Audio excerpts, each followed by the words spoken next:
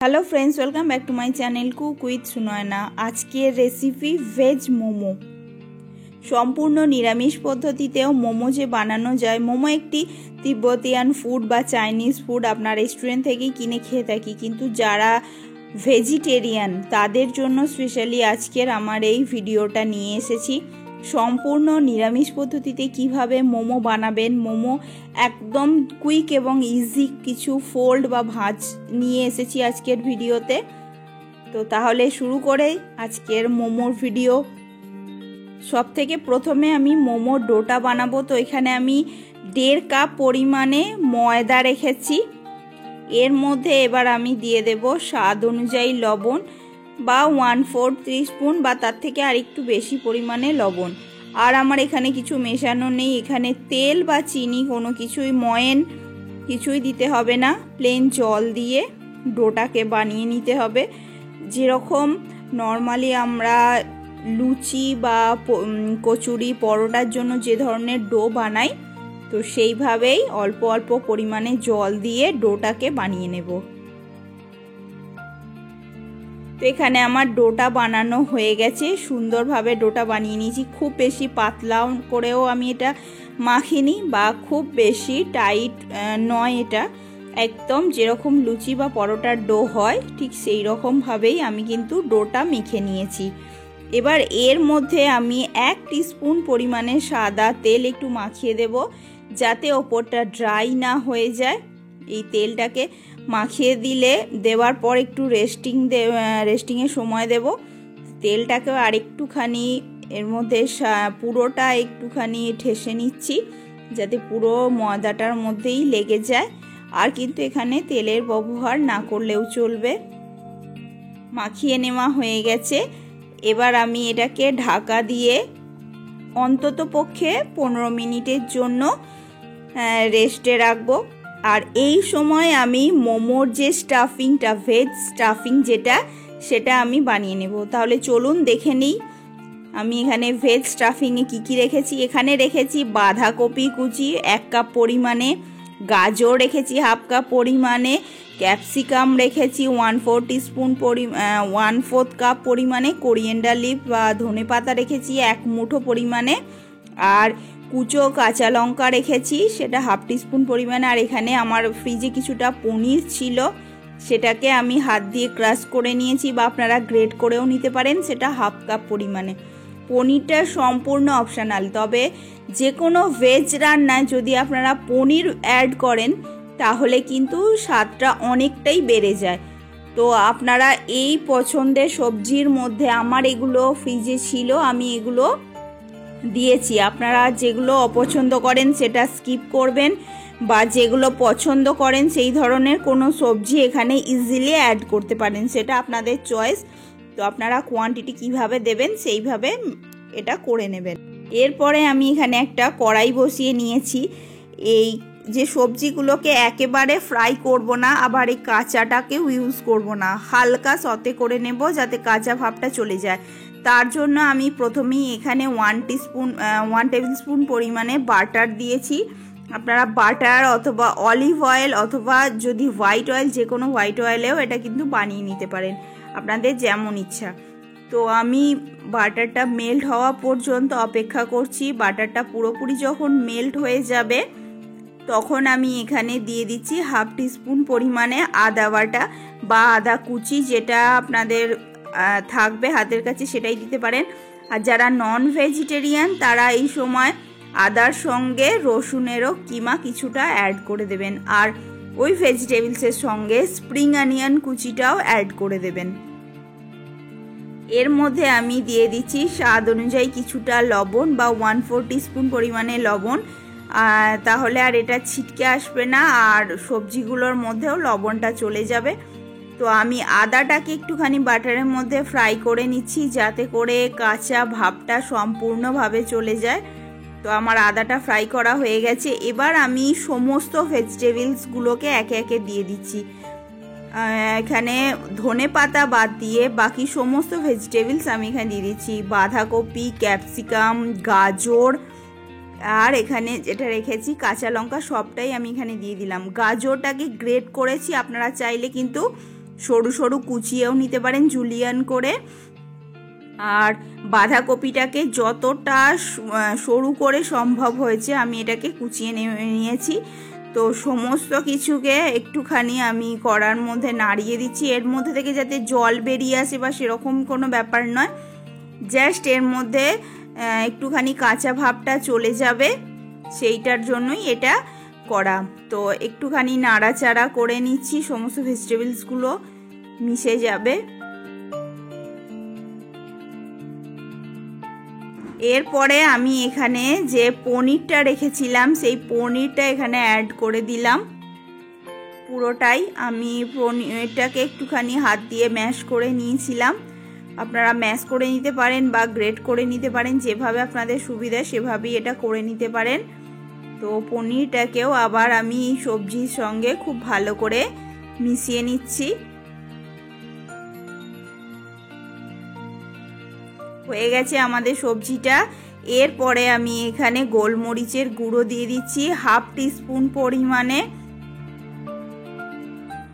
এবার আমি এখানে চিলি ফ্লেক্স দিয়ে দিচ্ছি, সেটাও হাফ টিস্পুন পরিমাণে।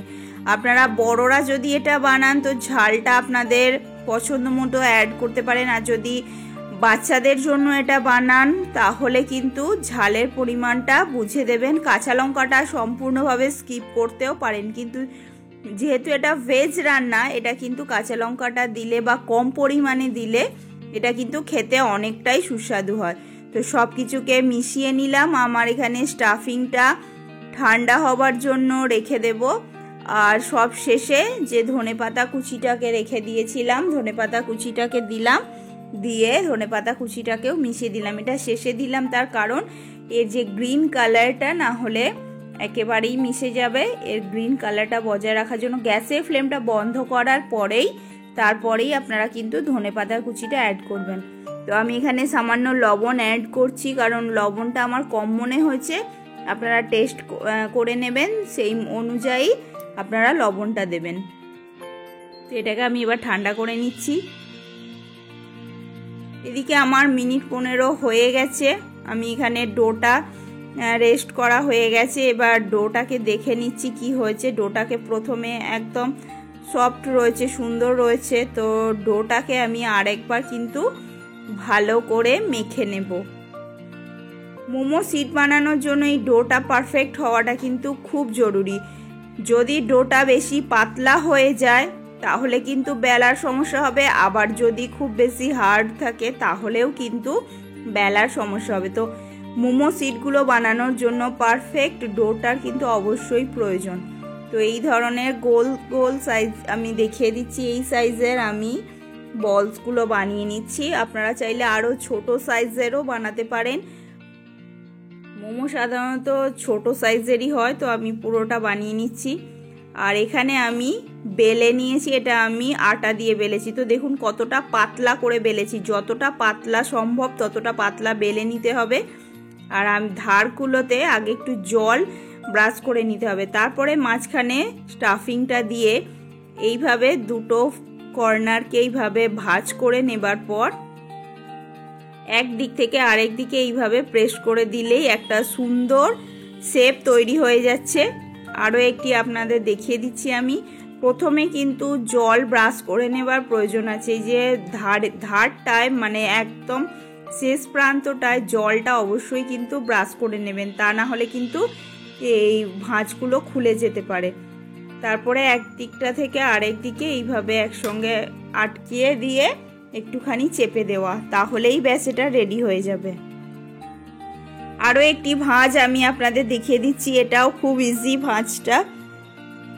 আপনারা অনেক রকমের ভাজি হয়তো দেখবেন বা অনেক রকমের জানেন, এটা যারা নতুন গৃহিণী তাদের জন্য আমি এটা দেখিয়ে দিচ্ছি। তো এইভাবে চারদিক থেকে অল্প অল্প করে এইভাবে ভাঁজটা করার পর সবগুলোকে একসঙ্গে ধরে মাঝখানটায় চেপে দিলাম। এরপরে এই যে মাঝখানটাকে ভালো করে সিল করে দেবার পর এইভাবেও রাখতে পারেন, অথবা এইটাকে এইভাবে পাশে অ্যাটাচ করে দিলে একটা ফ্লাওয়ার মোটিভ তৈরি হয়ে গেল, এটা ছোট, তো দেখতেও বেশ সুন্দর লাগে। এইভাবে সবগুলো বানিয়ে নিয়েছি। এদিকে আমি কড়াইয়ের মধ্যে জল বসিয়ে দিয়েছিলাম স্টিম করব বলে। তো কড়াইতে জলটা ফুটে গেছে। স্টিমারটা দেবার আগে আমি ওপরে অল্প পরিমাণে তেল ব্রাশ করে দিচ্ছি, যাতে করে মোমোটা সিদ্ধ হয়ে যাবার পর খুব ইজিলি বেরিয়ে আসে, না হলে কিন্তু এটা আটকে যাবার ভয় থাকে। তো আমি এটা বসিয়ে দিলাম। আর এবার আমি এখানে যে মোমোগুলো বানিয়ে রেখেছিলাম, মোমোগুলোকে একে একে আমি এই স্টিমের মধ্যে সাজিয়ে দিচ্ছি, স্টিমারটার মধ্যে। আপনাদের কাছে যদি এই ধরনের বাসন না থেকে থাকে, কোনো ডেকচির ওপরে ফুটো দেওয়া বাসনের ওপরেও কিন্তু মোমোগুলো বসিয়ে আপনারা এইভাবে স্টিম করে নিতে পারেন। তো আমি একসঙ্গে একটুখানি অনেক না দিয়ে একটু গ্যাপ রাখার চেষ্টা করবেন।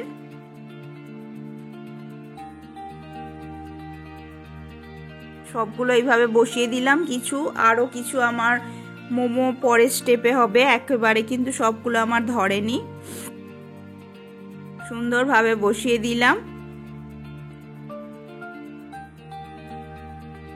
স্টিম উঠতে যখনই শুরু হয়েছে তখনই ঢাকনাটা বন্ধ করে দিচ্ছি। আর এখানে যে হোলটা রয়েছে এর মধ্যে একটা লবঙ্গ দিয়ে বন্ধ করে দিতে হবে। তো 10 মিনিট এটাকে রান্না করতে হবে। 10 মিনিট পর এখানে আমি একটা লবঙ্গ দিয়ে আটকে দিয়েছি, প্রথমেই আপনাদের বললাম। 10 মিনিট পর ফিরে আসছি। 10 মিনিট মিডিয়াম ফ্লেমে যখনই স্টিমটা উঠতে শুরু হবে এটা বন্ধ করে দিতে হবে। 10 মিনিট পর দেখবেন মোমোগুলো কিন্তু রেডি হয়ে গেছে। তো আমি মোমোগুলোকে এবার একে একে উঠিয়ে নেব। মোমোগুলো কিন্তু অনেকটা ফুলে উঠেছে। মোমোগুলোকে টাচ করলেই আপনারা বুঝতে পারবেন যে এটা কিন্তু রেডি হয়ে গেছে। আমি একটা স্প্যাচুলা দিয়ে সবকটি মোমোকে উঠিয়ে নিচ্ছি।